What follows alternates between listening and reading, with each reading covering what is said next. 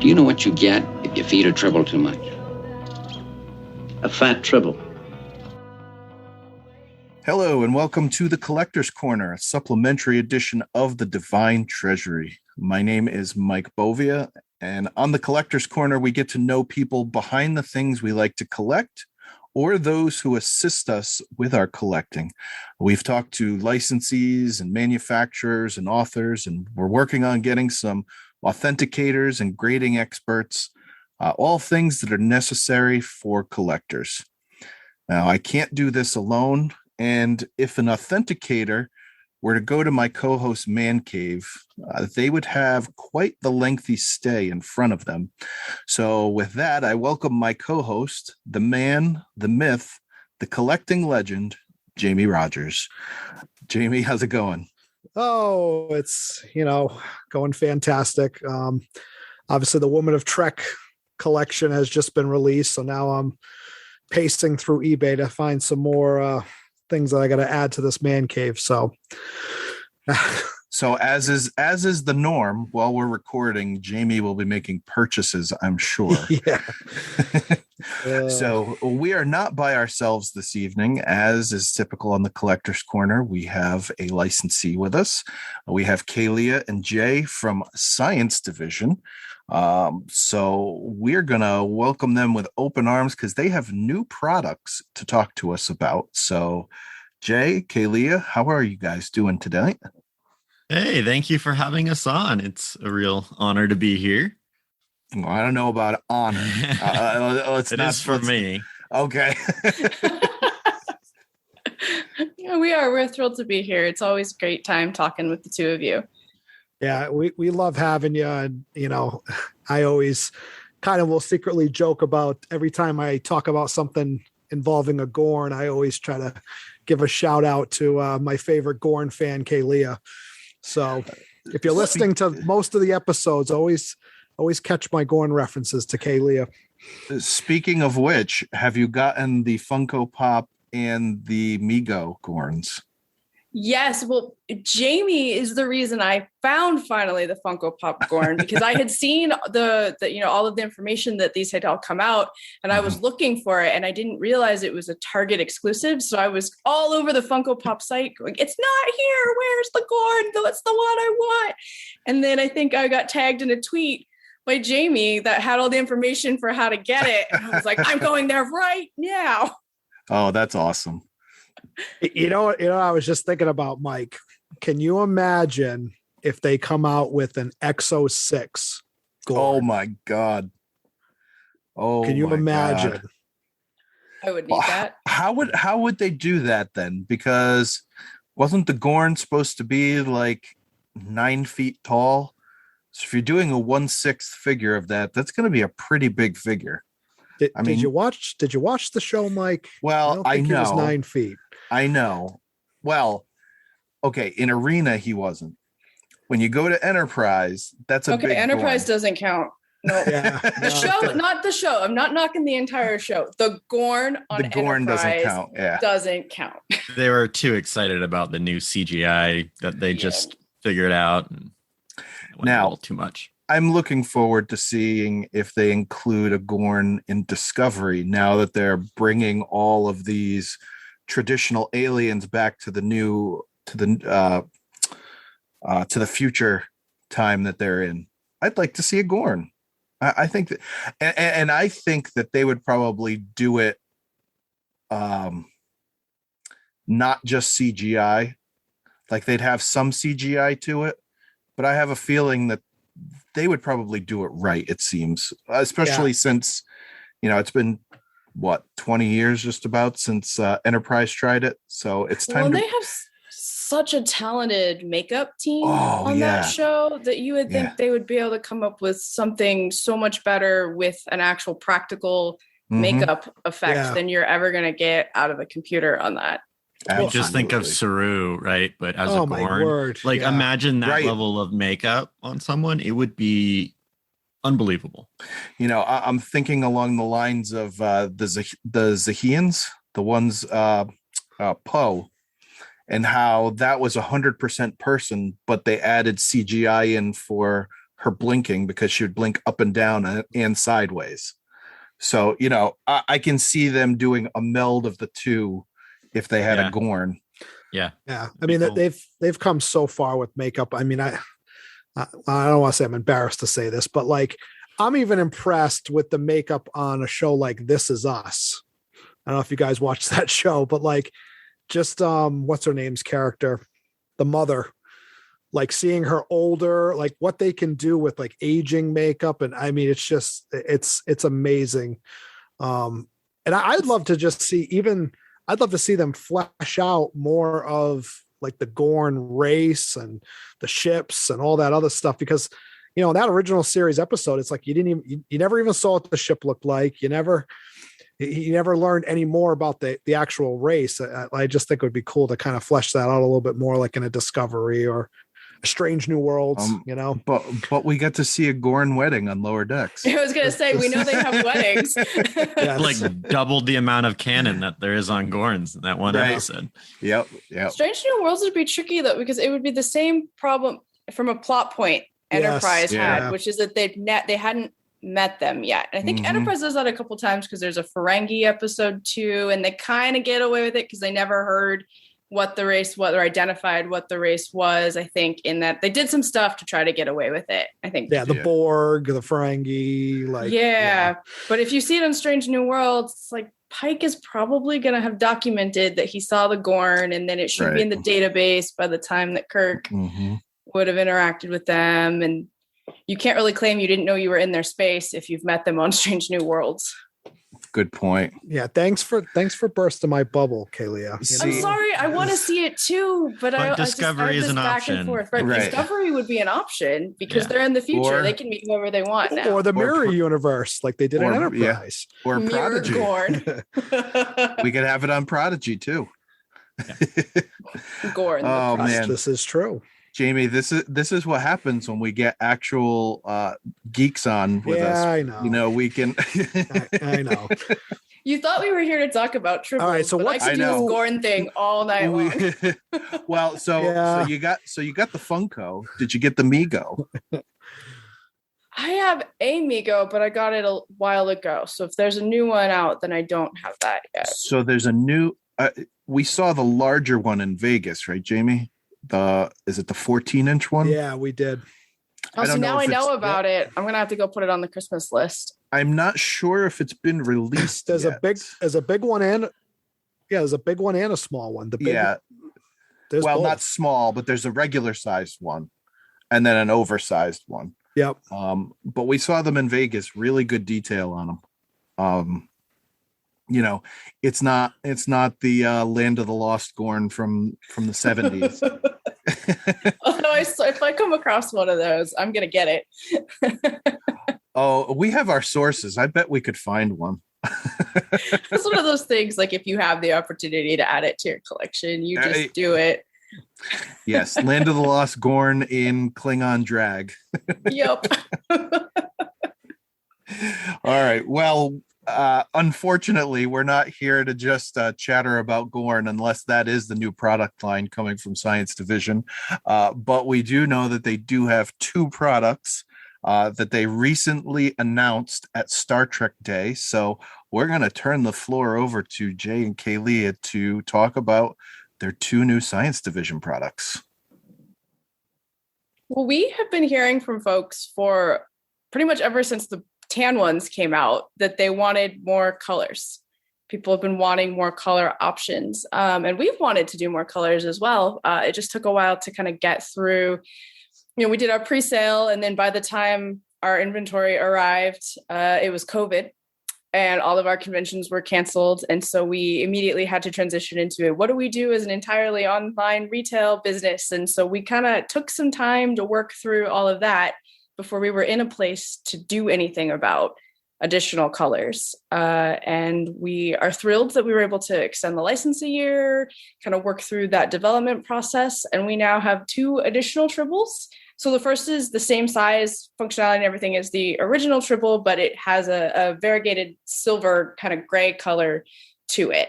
And And so neither of these are actually 100% what you saw on screen, but each one is inspired. So the tan one was inspired by one of the tribbles on the TOS episode. And Trouble with Tribbles, there's this brown kind of tanny tribble, and that's the color we went with, but it's the ratty, like curly hair one that is on there. And we chose not to go that direction because we wanted them to be really soft and really wonderful.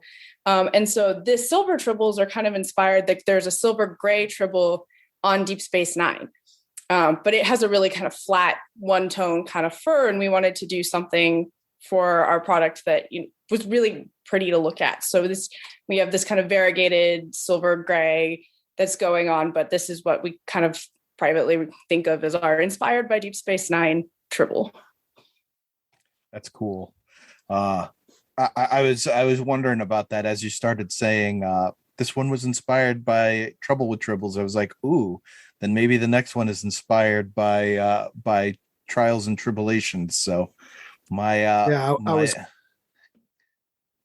was gonna say, when is my purple tribble coming out? That's what I want to know, Kayleigha. I told you I wanted a purple one. Well, we talked about doing pink ones from the animated series, and we didn't end up doing that, but we did end up making one that is sized more like what you would find in the animated series. So our special edition giant silver tribble is 14 inches across. It's incredibly large, like what would happen if a tribble that had been fed Cyrano Jones serum got fed quadrant because we always talk about, people are like, well, can I feed my tribble? And we're like, well, it depends on whose tribble you have, because if you have an original tribble, don't feed it. If you have a Cyrano Jones modified tribble, don't feed it and then phaser it. If you have a Bones modified tribble, then you're good because his serum works.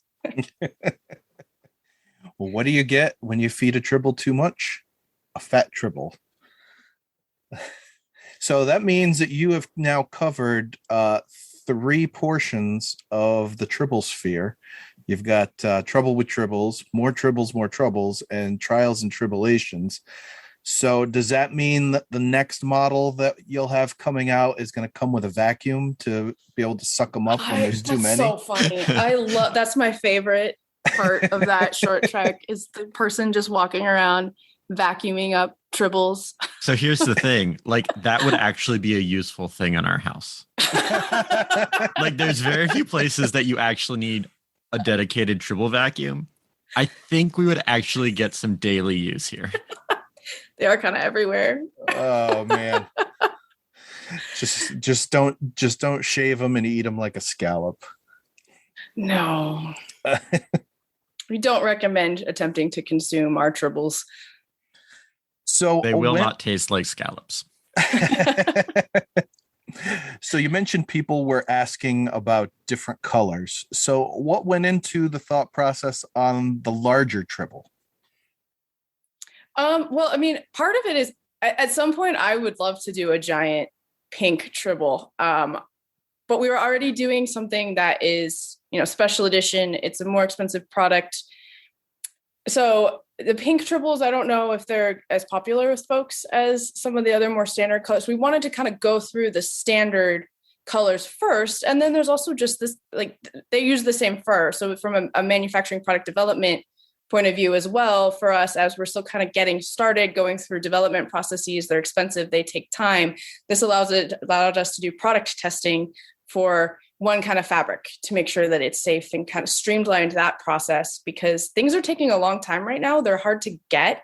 There are, supply chain issues. The fabric was one of those things. So trying to get 2 colors made at the same time, it's more expensive because you're having to order minimum quantities of fabric. It takes longer. The fabric is on short supply because of the supply chain issues. You have to go through more testing because you have to test all of that fabric. So it would have delayed us getting more colors to people by trying to do more at the same time. That's interesting. COVID brings us larger tribbles instead of multicolors, but I definitely see your point there. You especially from a manufacturing point of view, you've got I'm sure to get the best prices for yourself for manufacturing, it means you got to order more, and you got to order something that's going to appeal to the masses to begin with. So yeah, that totally makes sense. I mean, plus they look good. I mean, well, it's part of it is getting not just the prices for us, but it's the prices for our customers and the quality of product for our customers. If we pick one fur and really concentrate on that being a good faux fur, then that's going to be better than us trying to rush through two different faux furs that we don't have the time to really perfect. Well, and the better price you get, the easier it is to pass it on to the customers too. So makes a whole lot of sense. Yeah, I think that's real cool having the big Tribble. So I apologize. I have not had the chance to do my research. So this question comes out of sheer ignorance. So is the 14-inch Tribble also interactive like the regular size Tribbles? Yeah, so all three of our Tribbles at this point all interact the same way. They all essentially all have the same type of electronics box inside. It's essentially the two different furs and colors is just an aesthetic kind of thing. So did you have to put together a larger electronics for the 14-inch, or does it do the same job? Like as far as the vibrating? So we actually have an update coming out soon that will allow you to change how much vibration your Tribble can have. So that will be able to allow the customer to kind of tailor their Tribble and the size of Tribble that they have with the vibration pattern they like. Yeah, as part of the development process, we reached out to our manufacturer and said, hey, we're thinking about doing this giant Tribble. Here are the rough dimensions. Can you put a sample together and send it to us? Because that was a question that we had. If we make something that's big and we put the same box in it, because that's what we've developed, then will it work? Is it going to be worth it for the customer? So we came and we took one of our boxes that we already had and we put it inside it. It actually really does. So when you're holding it, it works pretty much the same because the box is still sitting towards the bottom of the Tribble. So you're still feeling it vibrate. You can still hear it. It's as loud as it needs to be. And we already have the setting in the app where you can adjust the volume. So if somebody wants it to be a little bit louder because it's larger, they can do that. But it also, we realized that there had been a code built into the original electronics box for testing purposes, which allowed you to change the vibration setting, which is kind of how we set the motor speeds that got written into the code and all of that. And we realized that we could create a slider in the app which accessed that code that was already in there so that people can now set, or will be able to, once the update comes out, set how much they want their Tribble to vibrate when it trills. Man, code and sliders and app stuff. I mean, this is like way beyond my comprehension of how to do things. I'm fortunate I know how to press record on Zoom for us to be able to do this. It was pretty far beyond us when we started overall, like with the whole project. Everything was learning one step at a time. But I've got to imagine, though, with the background that the two of you guys have in theater, especially Jay with lighting and everything, it's just a different segment of technology that you now have to apply. Because I would imagine the way things have gone over the years, lighting must be all done computer-wise now, being able to set up some kind of digital. Yeah. I mean, it's all. I mean, I think the biggest thing is it's a problem-solving mindset. That's what I enjoy about theater in a lot of ways. Every day is a different problem and a different. You still have the same tools, but how are you going to figure out how to light this show in this way? And I think some of those skills certainly did come over to our Tribble business as well. And especially in the initial prototyping, most of that, Kayleigha learned how to do all that coding and stuff. And it's the same kind of thing. We wanted to figure it out. There were ways to do that with tutorials online, and we would just kind of figure it out one step at a time. So in that way, I think it is a very similar mindset. But in terms of skill set, there's not a whole lot in the lighting world that I needed per se in the day-to-day Tribble business. But that being said, now we're doing photographs for all of Halloween or all of October, and we're lighting them, and we're using our lighting equipment and a lighting console like we do at our quote unquote day jobs to make Tribble content. So, there is definitely overlap in that way too. This is what happens when you have two lighting designers living in one house. So half the house is full of Tribbles and the other half of the house is full of lighting consoles and equipment. Mm-hmm. And you have to keep the two separate. Yeah. Like my office in my basement where I'm at right now, like half of it is Star Trek and half of it is work.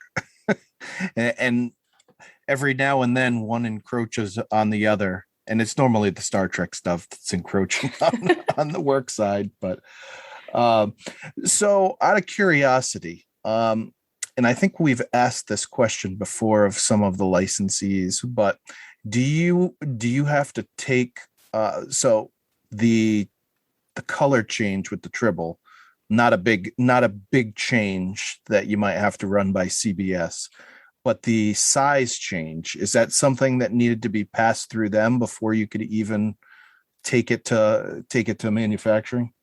Both Oh, really? size and the color. Yes. So we're fortunate in that the language in the contract is vague enough that it says, Tribbles are licensed to us, or app-enabled Tribbles are licensed to us. So it wasn't a contract modification, but you do submit it as a new product and a new SKU in their tracking system and go through the entire approvals process, from, hey, we have this idea, to, hey, here's a sample of this idea, to, hey, here's the final production line sample from the manufacturer. And you go through all of those processes for everything that you bring out. And the update to the app got reviewed as well. I should add, we are not currently the programmers for the app. We do have somebody now that is more skilled at that kind of thing than us. And so there's a company called Petrichord, and they are our app developers. So we good now for you come up with guys. the ideas. They go through the process of creating the code. We do testing and make sure that it works the way we want it to work for our users. And then it gets released to the App Store. I was going to say, at least you don't need actor approval for the Tribbles. Oh boy. Right. like they do with the figurines and all that other stuff. Right. That is a step that we don't have to go through. And from what I hear, we're fortunate, because I think some performers get back right away and other performers, like everyone else, have busy lives. And I think you can kind of get stuck waiting for that approval. So luckily we don't have a pile of Tribbles that we have to get to sign off on everything. What's in the future? Like, what are you guys looking to try to do to expand your business going forward? Any other things on the horizon? Maybe like a Gorn skinned colored Tribble, or I don't know how a scaly Tribble would work, but now I'm intrigued. like reptilian. I don't know why it would be reptilian skinned. I mean, maybe horns on it, maybe eyeballs. I don't know. Like the Gorn. Mike, come on. Oh no! I know it.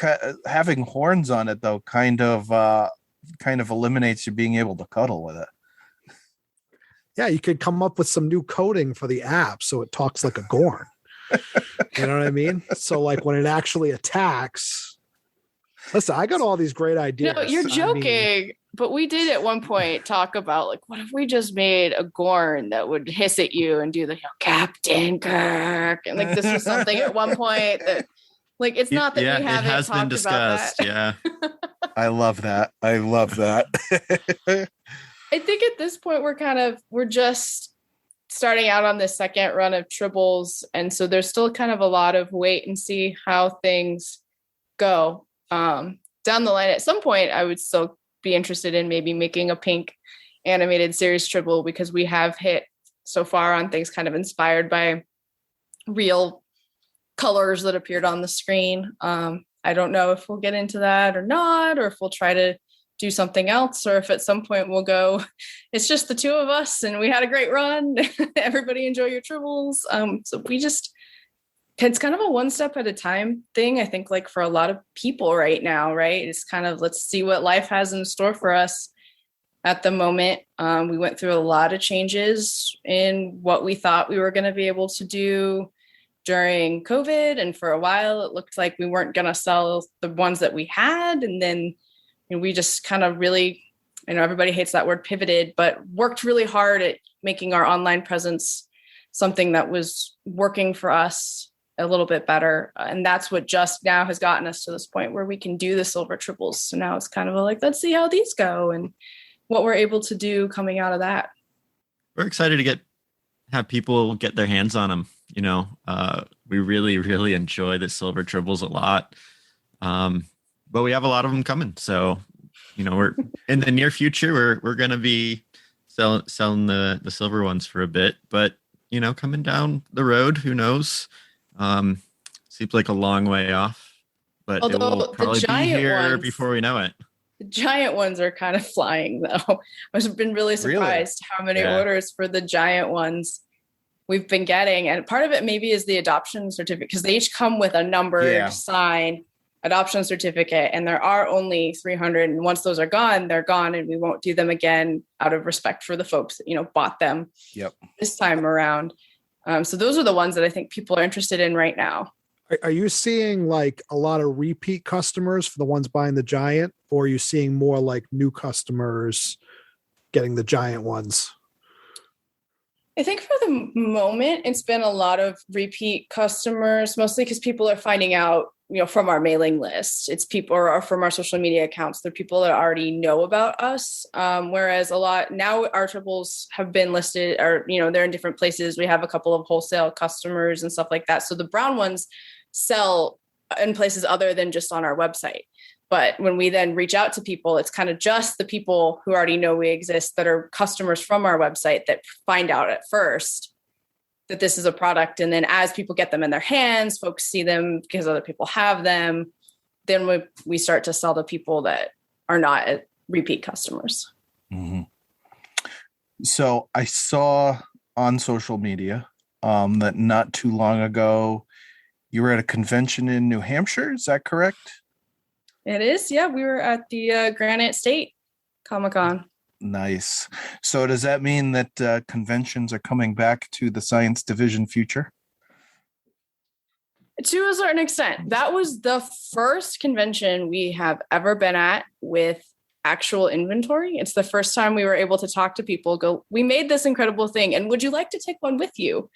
Because prior to that, it had just been pre-sales. And it's kind of difficult to convince somebody, don't worry, they're actually coming. Please give us your money, even though we're this brand new small business that's just the two of us. Don't worry about it. It's going to be fine. And it was fine. We did get them here. We did get them to everybody. That was no problem. But it's a lot more fun to see people get excited about it and then see somebody walk away with it and see them walk around the room and showing people. It was so exciting to see someone come by 2 hours later, just be walking around the convention hall holding one of our triples. It was very surreal, but it was so much fun. That's awesome. That's awesome.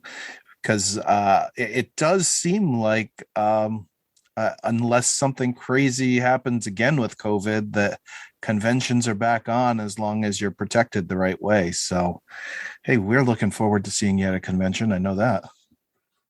We're hoping that we'll be at the Chicago convention. We're kind of working out all of the details. Jay and I both have jobs that aren't selling triples. So middle of April, Jay teaches lighting design.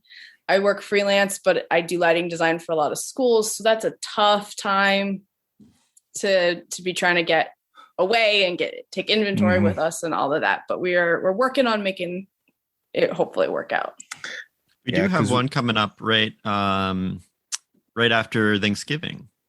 Over the Black Friday weekend, there is an event. Tell us. Massachusetts, the Northeast Comic-Con, I think is what it is. Nice. Yeah, so we'll be there with them. It's over, I think it's Black Friday and the Saturday and Sunday after that. Well, I'm kind of breaking up here and there, but I could have sworn I heard you say you're announcing the Purple Tribble in Chicago. Did I get that correct? You know what? I will make you a Purple Tribble. Well, I was going to say, probably Jamie, do that for you. Yeah. Your wife has a hairdressing background. You could buy a silver one and she could dye it purple for you. Oh boy. That's the big dollar ideas right there. I say make it like Animal from the Muppets, like an animal Tribble with an animal face on it, and I could put it right on my drum set. You know, I'm just imagining a Tribble salon now. I'm just thinking like all the little dryers that like pop down over the tribbles, and you pull it back up, and it's a different color. Oh, well, that right there sounds like an advertising piece for the website. Could do some perms, Tribble perms. Perms. All right, so we've been talking about the silver tribbles and the 14-inch tribbles and pre-orders. So do we have a determined date of arrival, we'll say, for tribbles? They are actually on their way here right now. We've been told, hopefully, if things go according to plan, which they almost never do when you're talking about importing, that they'll be in our hands sometime in November. We are not making any promises to folks, given how crazy holiday shipping is. So we're not making it promises that they'll be available for Christmas, but it doesn't mean we aren't trying. Yes, I had an item that I ordered that sat in China for a month before it actually, and once it got moving, it was like 3 days, but it literally sat in China for a month before there was any movement on it. So yeah, international shipping is a bear right now. So hopefully that gets better, but I don't see that happening anytime soon. So let's review. So the silver Tribble will be the same price as the brown Tribble. It'll be the standard price of the brown. So the silver ones are $74. Correct. That's what I was going to say. So $74. The brown are at $69 right now on sale. And what is going to be the cost on the 14-inch tribbles? So the 14-inch tribbles are $120. Awesome. So for our listeners, is there any discount codes that can be put in effect on either of these? Yes. So the special edition tribbles are not going to be on sale. They're going to be at that $120 price, partially because we have to ship them to you and they're very large. But you can use code DIVINE. Jamie's holding a brown Tribble and a Gorn right now. Sorry. You can use code DIVINE on our website, and that will get you $5 off on both the silver Tribble and the standard brown Tribble. Nice. And if you want a brown Tribble, I would get one sooner rather than later because we are running out.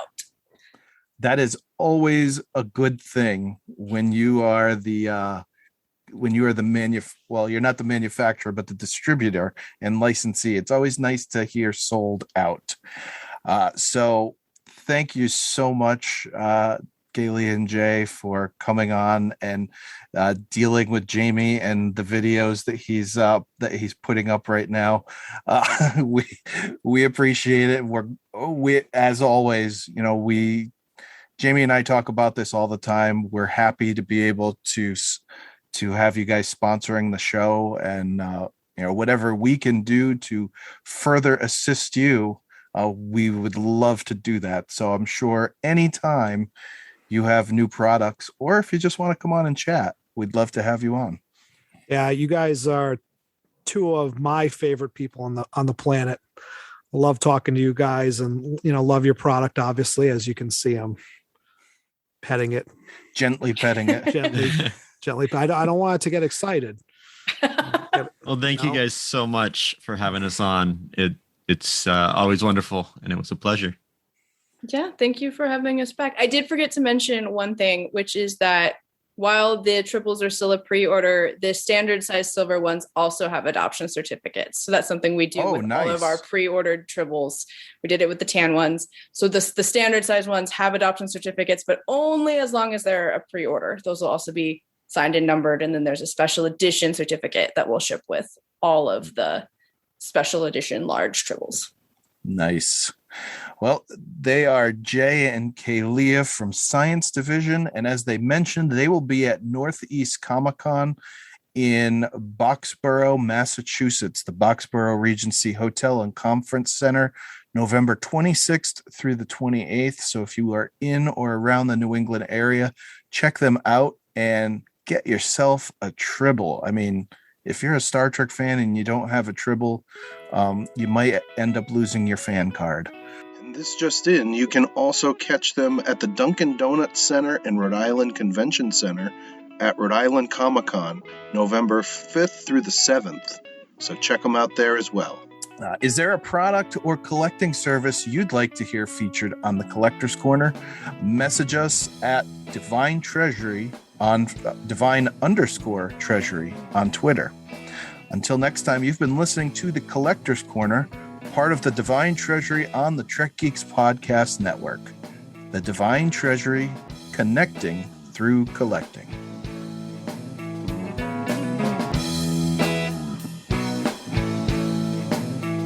Music for the Divine Treasury is provided by 5 Year Mission. They're writing an original song for each episode of Star Trek. Hear more of their music at 5yearmission.net. The Divine Treasury is a production of Coconut Media Works. Executive producers Bill Smith and Dan Davidson. For more great Star Trek discussion, discover the other shows of the Trek Geeks Podcast Network at trekgeeks.com or find us in Apple Podcasts, Spotify, or your favorite podcast app.